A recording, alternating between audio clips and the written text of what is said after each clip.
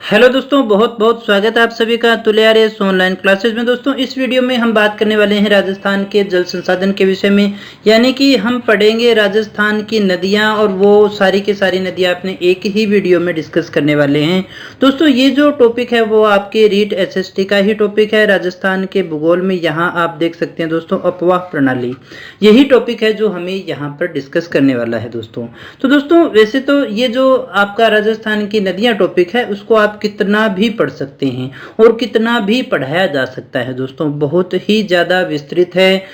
और हमने यहाँ पर कोशिश की है कि एग्जाम के पॉइंट ऑफ व्यू से वो सारी जो ज़रूरी बातें हैं वो आपको बता दी जाएं। जो इसमें पूछे जाने वाली नदियां हैं उन सभी को अपने डिस्कस कर लें। तो बनाने को 10 वीडियो भी नदियों के टॉपिक पे बना सकते हैं, यानी एक चंबल को भी अपने डिस्कस करें तो भी उसमें 2 वीडियो निकल जाती है दोस्तों।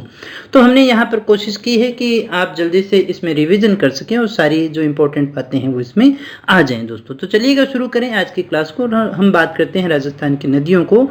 तो देश में जितना जल उपलब्ध है, पहली बात हमारी कि देश में जितना जल उपलब्ध है उसका केवल 1.16% ही राजस्थान में है, यानी राजस्थान में जल की मात्रा तो बहुत ही कम है दोस्तों। अब इसका भी ये जो 1.16% है, यानी राजस्थान में भी जो जल है, अफवाह प्रणालियां हैं, उसमें से 60.2% यानी लगभग 60.5% अपने कह सकते हैं, ये जो जल है वो आंतरिक जल प्रवाह प्रणाली के अंतर्गत ही आता है दोस्तों। ये आगे भी अपने इसको डिस्कस करने वाले हैं दोस्तों। तो दोस्तों, यहाँ हम देखें सबसे पहली बात कि प्रवाह प्रणाली को प्रवाह के आधार पर कितने भागों में बांटा जा सकता है। तो 3 भागों में अपने इसको बांट सकते हैं। और ये 3 भाग कौन कौन से हैं दोस्तों? अरब सागर की नदियां हैं, बंगाल की खाड़ी की नदियां हैं और आंतरिक अपवाह की नदियां हैं, जिन्हें हमें डिस्कस करना है दोस्तों। तो दोस्तों, जैसा कि हम जानते हैं ये हमारा राजस्थान है। तो राजस्थान में ये जो अरावली है दोस्तों, ये अरावली जल विभाजक का कार्य करती है दोस्तों। किसका काम करती है? जल विभाजक का कार्य करती है दोस्तों। तो इधर तो है हमारा अरब सागर और इधर है हमारी बंगाल की खाड़ी।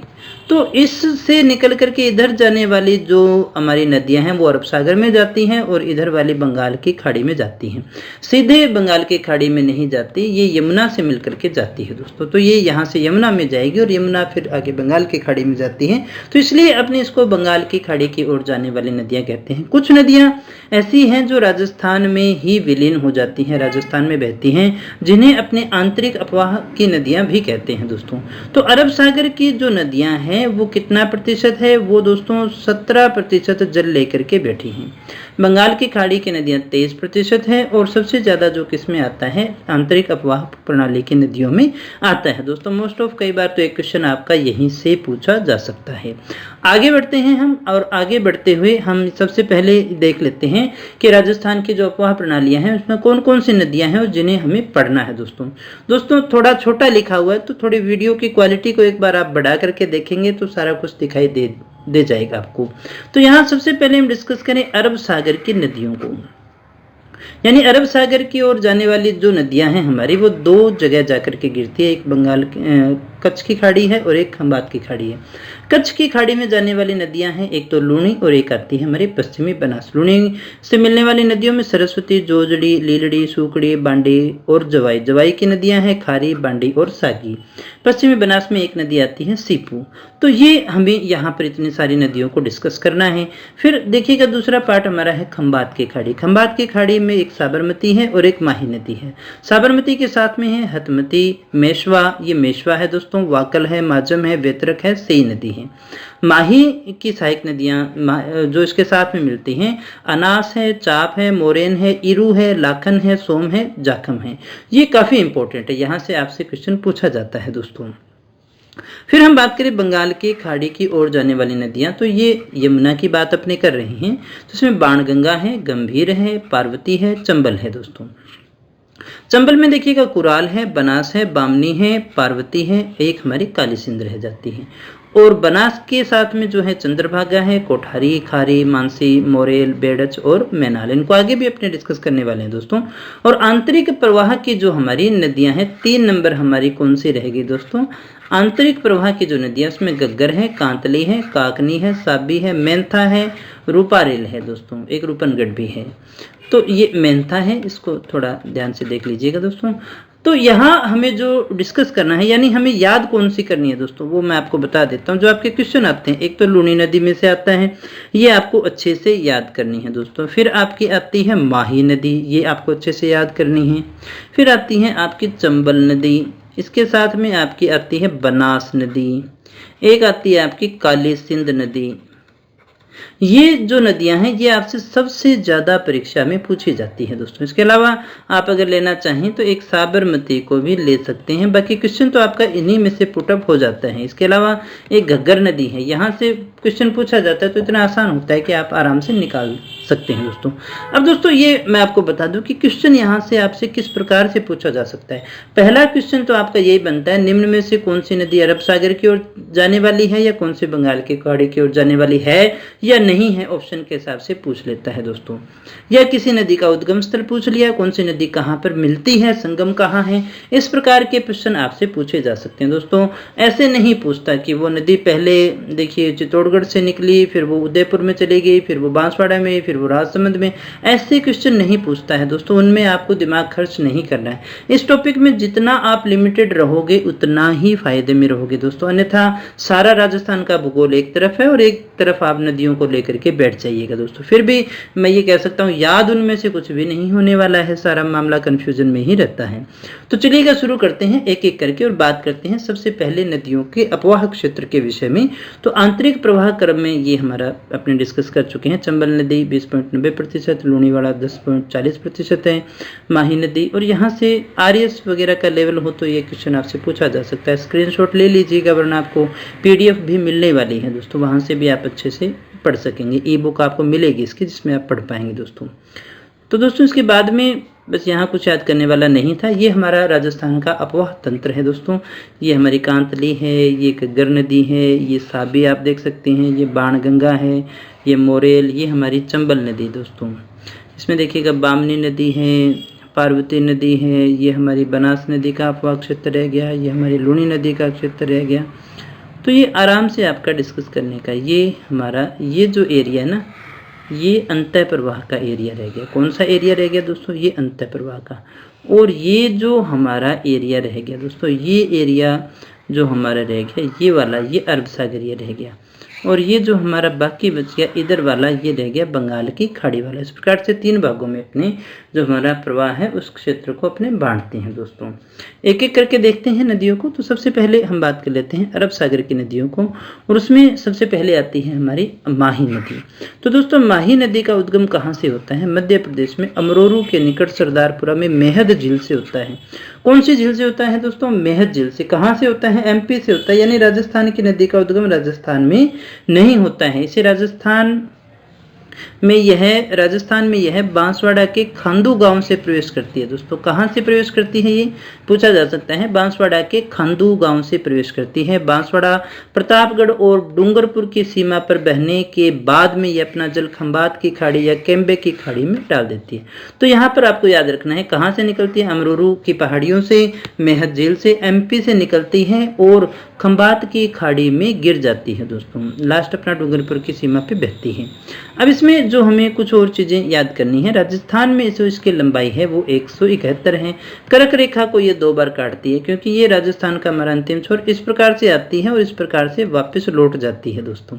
अमरूरू की पहाड़ियों से ये मेहद झील से यहाँ से निकलती है और फिर ये बहने के बाद में जो है खंबात की खाड़ी में अपना जल डाल देती है। तो ये जो हमारी कर्क रेखा है इसको 2 बार काटती है दोस्तों। तो आपसे पूछा जाए कर्क रेखा को 2 बार काटने वाली नदी तो यही रहेगी। एक जो हमारी दक्षिण से प्रवेश की और वापस दक्षिण में ही लौट गई, ऐसी ये एक ही नदी है दोस्तों।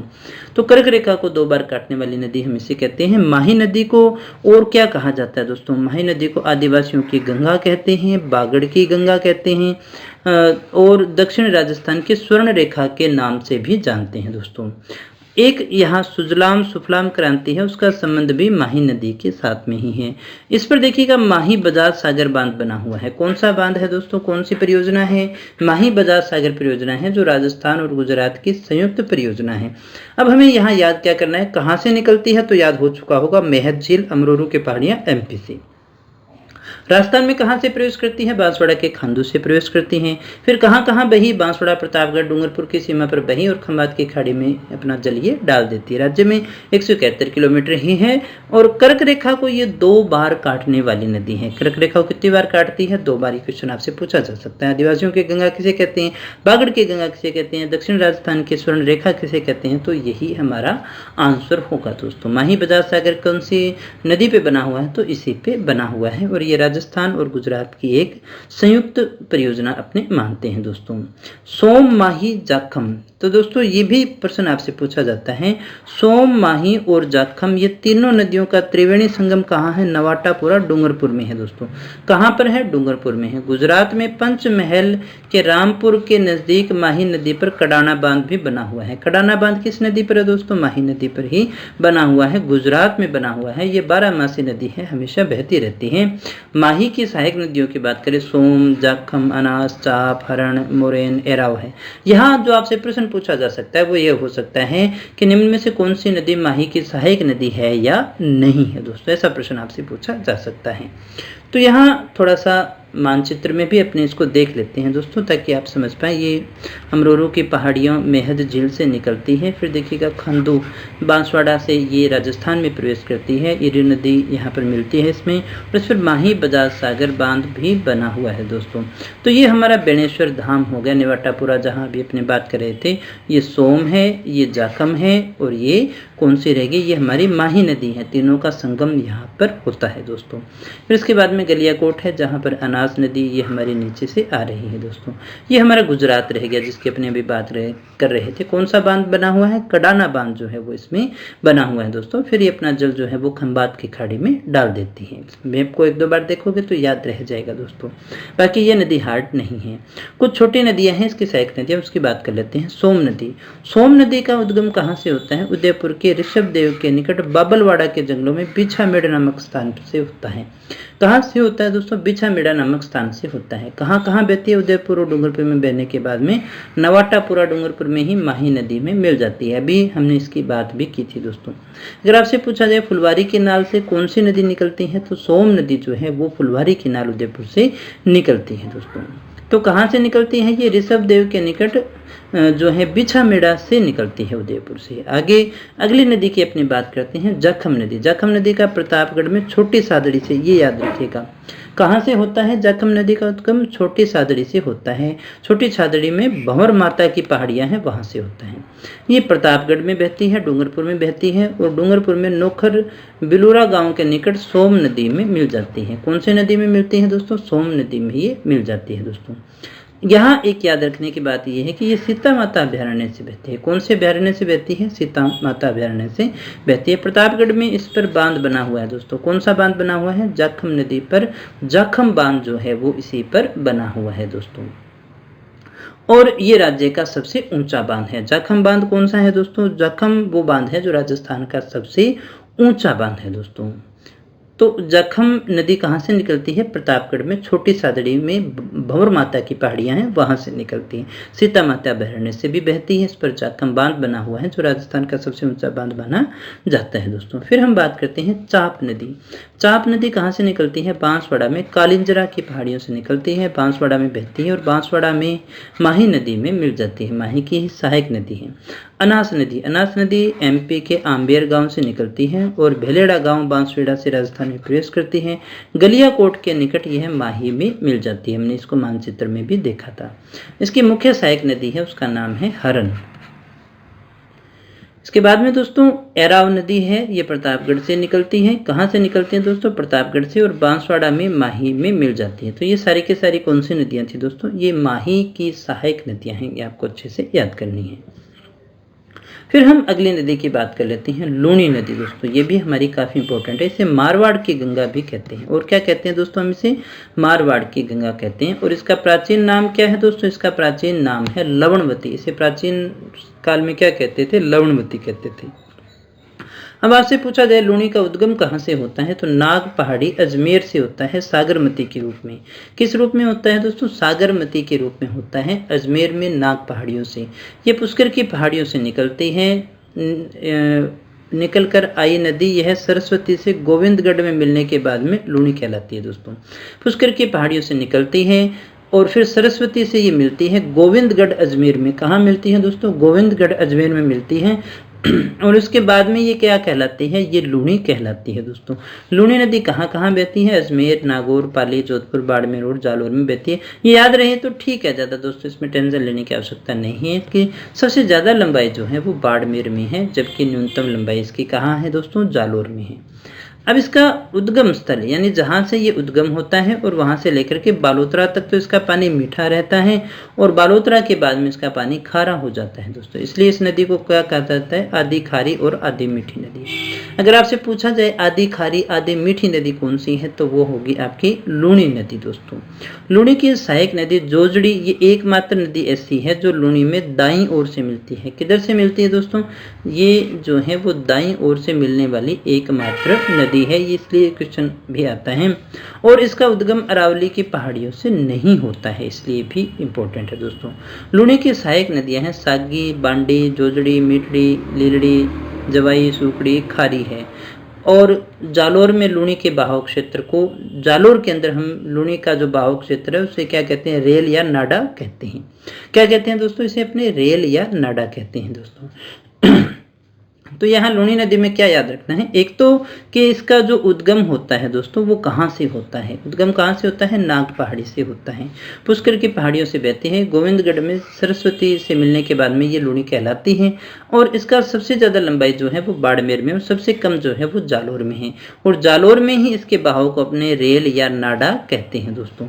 बालोतरा तक इसका पानी मीठा है, फिर खारा हो जाता है, इसलिए हम इसे आधी खारी आधी मीठी नदी के नाम से भी जानते हैं। इसकी एकमात्र सहायक नदी जोजड़ी ऐसी है जो हमें दाईं ओर से मिलती हुई दिखाई देती है, अरावली से भी नहीं निकलती है दोस्तों।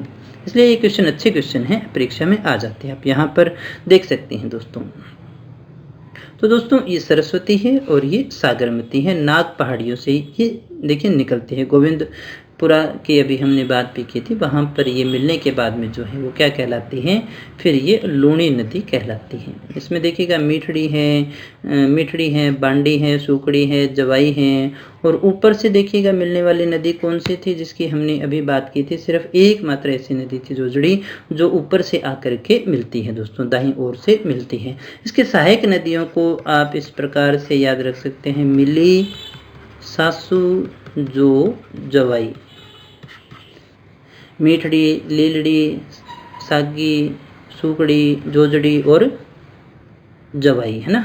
एक और जोड़ दीजिएगा, बांडी।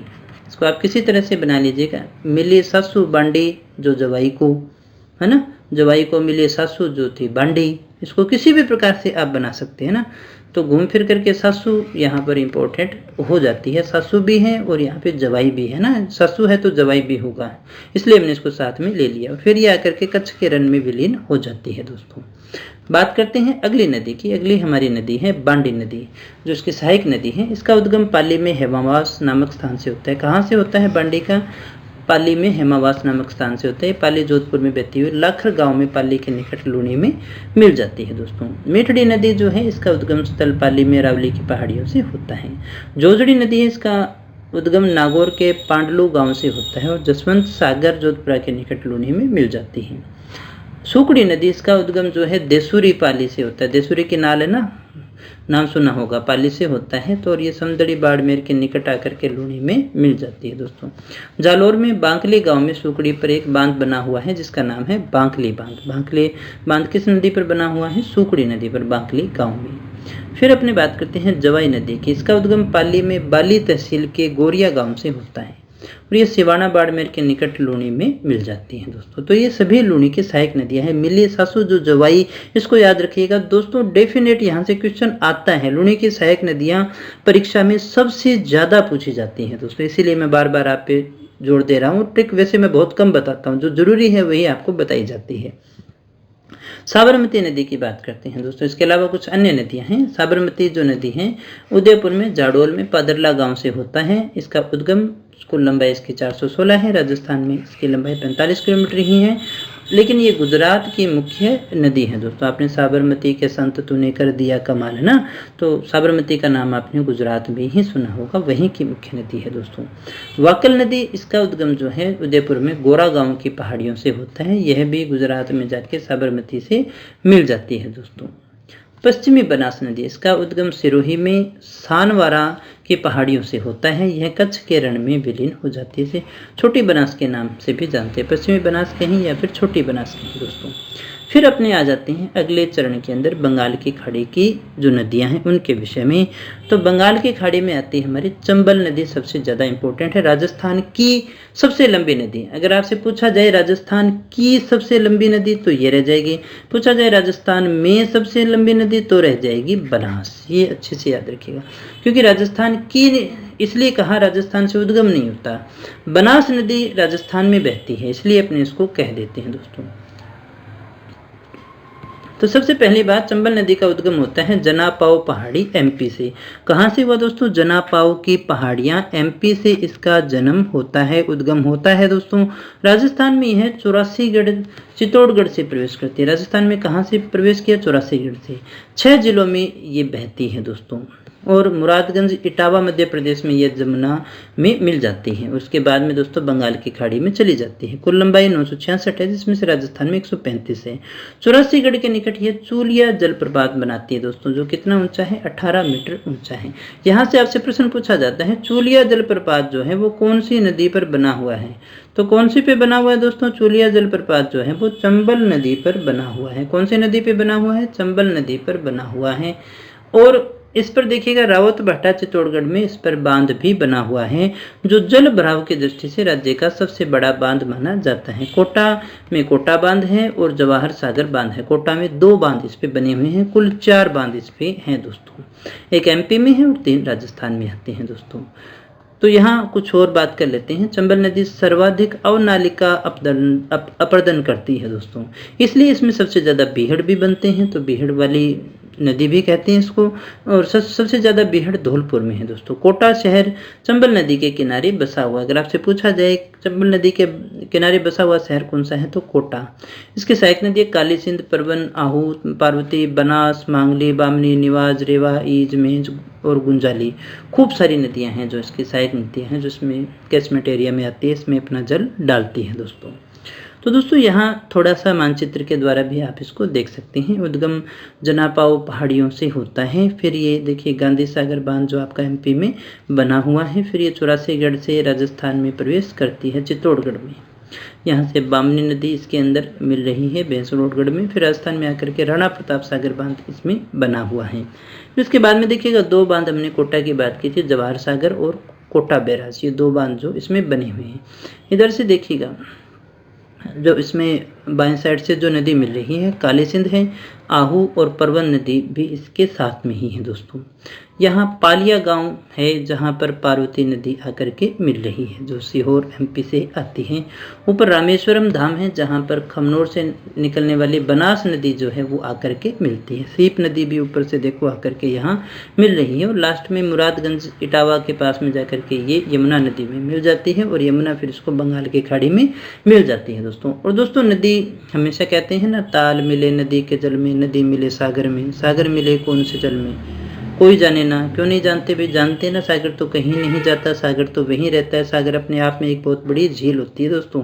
तो नदी बहेगी तो जाएगी तो किसी न किसी सागर में ही, किसी न किसी सागर में ही जाती है, अन्यथा कहीं विलीन हो जाएगी दोस्तों। लेकिन सागर में मस्ट ऑफ वो कहाँ, अगर 12मासी नदी है तो वो सागर में जाएगी दोस्तों। बात कर लेते हैं अगली नदी की। तो अगली नदी है हमारी बामनी नदी, और ये चंबल की सहायक नदी है। हरिपुरा गांव चित्तौड़गढ़ से ये निकलती है, भैंसरोडगढ़ के निकट चंबल में मिल जाती है। हमने इसको देखा भी था। मेज नदी बिजोलिया भीलवाड़ा से निकलती है, और भीलवाड़ा व बूंदी में बहती हुई सोनपुर गांव बूंदी के निकट चंबल में मिल जाएगी। घोड़ा पछाड़ नदी बिजोलिया से निकलती है, सागवाड़ा बूंदी में मांगली नदी में मिल जाती है। और मांगली नदी जो बहती हुई कहाँ पर मिल जाती है? मेज नदी में मिल जाती है दोस्तों।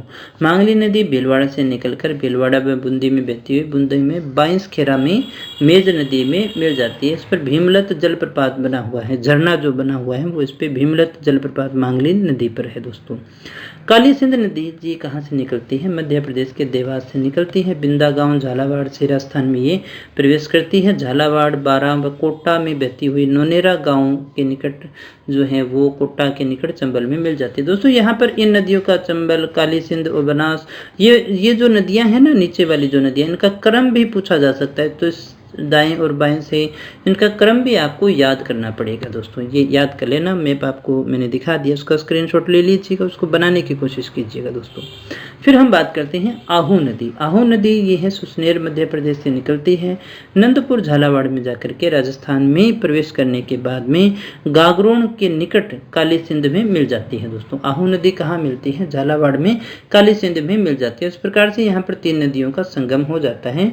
तो गागरोन दुर्ग जो है वो आहू और काली सिंध नदियों के संगम पर बना हुआ है। दोस्तों ये आपसे बहुत बार परीक्षा में पूछा जाता है। काली सिंध और आहू नदियों के संगम पर बना हुआ किला कौन सा है दोस्तों? तो वो है गागरोन का किला। आहू के किनारे एक अभ्यारण्य भी है जिसे दर्रा वन्य जीव अभ्यारण्य के नाम से जानते हैं।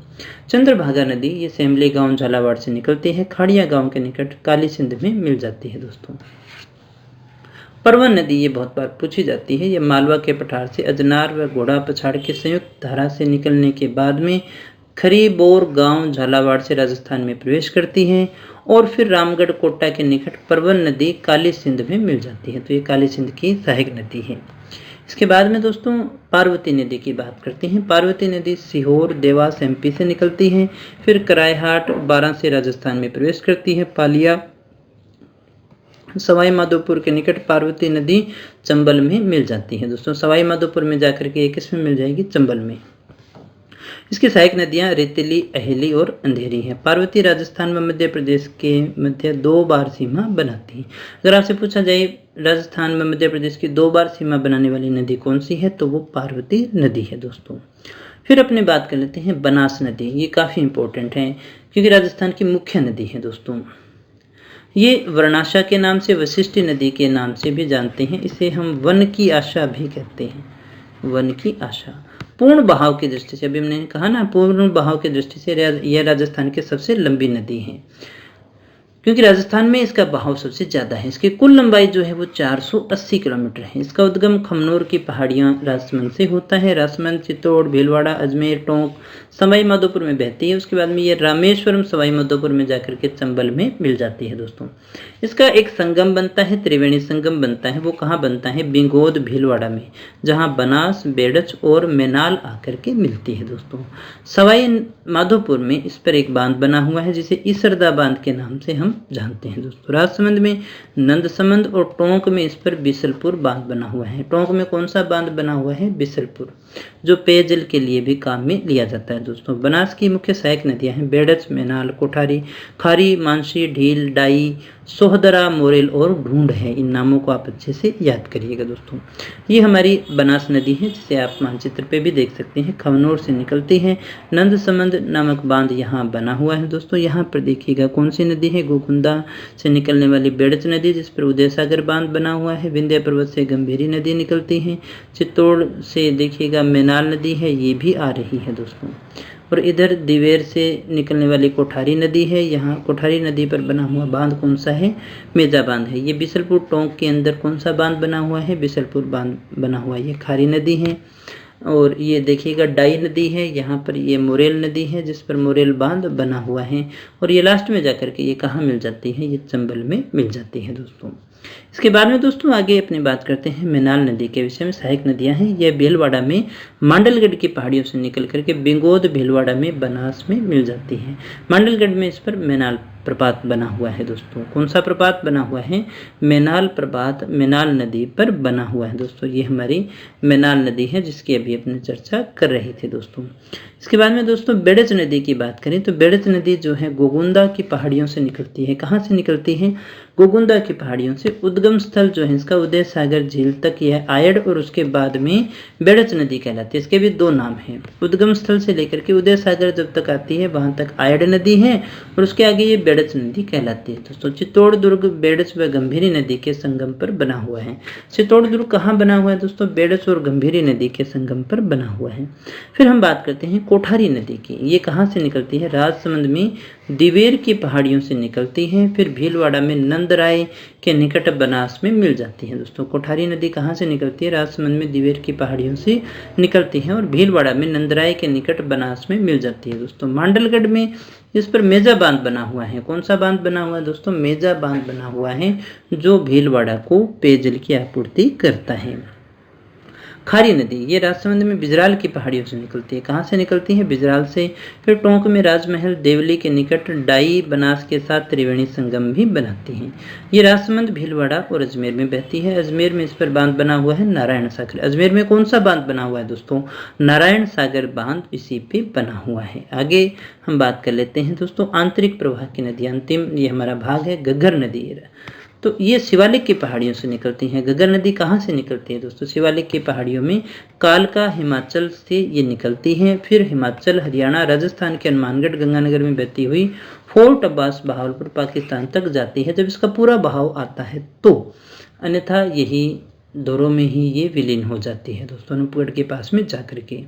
इसे दृश्यद्वती भी कहते हैं, चौतांग भी कहते हैं, मृत नदी यानी डेड रिवर के नाम से भी जानते हैं दोस्तों। घग्गर नदी का जो पार्ट है उसे नाली भी कहते हैं। पाकिस्तान में इसे हकरा कहा जाता है जब ये पाकिस्तान में चली जाती है तो। घग्गर नदी का पार्ट यानी किनारा जो है उसे नाली के नाम से भी अपने जानते हैं। इसका एक बग्गी नाम भी आता है दोस्तों, टिब्बी जो इसके पास का क्षेत्र है वहाँ पर कहते हैं दोस्तों।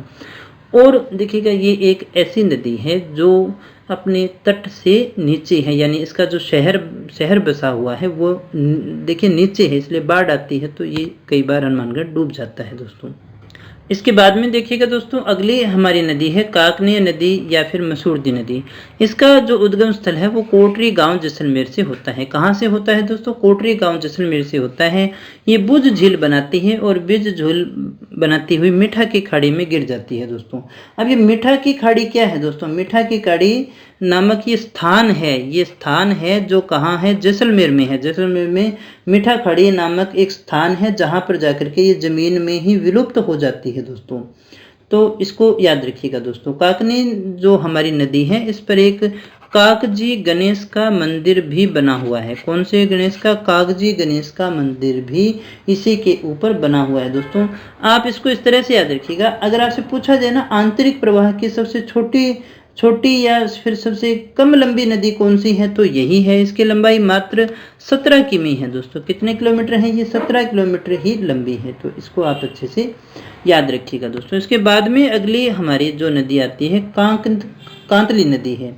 तो कांतली नदी जो है केवल वर्षा के मौसम में ही बहती है, इसलिए अपने इसको मौसमी नदी के नाम से भी जानते हैं। तो दोस्तों ये मिट्टी का कटाव करती है, जब ये साथ साथ में बहती है तो मिट्टी को काट के ले जाती है, इसलिए अपने इसको कांटली नदी और कांतली नदी के नाम से जानते हैं। कहाँ से निकलती है? सीकर में खंडेला की पहाड़ियों से निकलती है। इसी के किनारे देखिए गणेश्वर सभ्यता भी विकसित हुई थी, जिसे अपने ताम्र युगीन सभ्यता की जननी भी कहते हैं दोस्तों। और आप अगर ये पूछा जाए आंतरिक प्रवाह के अंदर पूर्णतः बहाव की दृष्टि से सबसे लंबी नदी कौन सी है तो यही आती है, 134 किलोमीटर लंबी है दोस्तों। और ये झुंझुनू जो है उसको दो भागों में बांटती है। क्यों बात कर रहा हूँ? क्योंकि ये नदी थोड़ी सी इंपॉर्टेंट है। झुंझुनू को दो भागों में ये बांट देती है। खंडेला की पहाड़ियों से निकलती है, सीकर झुंझुनू में बहती है और चूरू सीमा के पहले ही क्या हो जाती है? विलीन हो जाती है। पूर्ण बहाव की दृष्टि से आंतरिक प्रवाह की ये सबसे लंबी नदी मानी जाती है दोस्तों। इसके बाद में दोस्तों आगे अपनी बात कर लेते हैं। अगली हमारी नदी है मेंथा या मेंढा नदी। ये मनोरपुरा जयपुर से निकलती है, जयपुर सीकर नागौर में बहती हुई सांभर झील में गिरती है। मेंथा नदी कहाँ गिरती है? सांभर झील में गिरती है दोस्तों। साबी नदी कहाँ से निकलती है? जयपुर में सेवर की पहाड़ियों से निकलती है। जयपुर अलवर में बहने के बाद में गुड़गांव के निकट ये पटौदी के दौरों में विलीन हो जाती है। कहाँ? गुड़गांव के निकट पटौदी के दौरों में विलीन हो जाती है। इसे अहिरवाटी की कोसी भी कहा जाता है दोस्तों। अकबर ने इसे साहिबी नाम दिया था। रूपा रेल नदी, इसका जो उद्गम होता है सरिस्का अलवर की उदयनाथ की पहाड़ियों से होता है।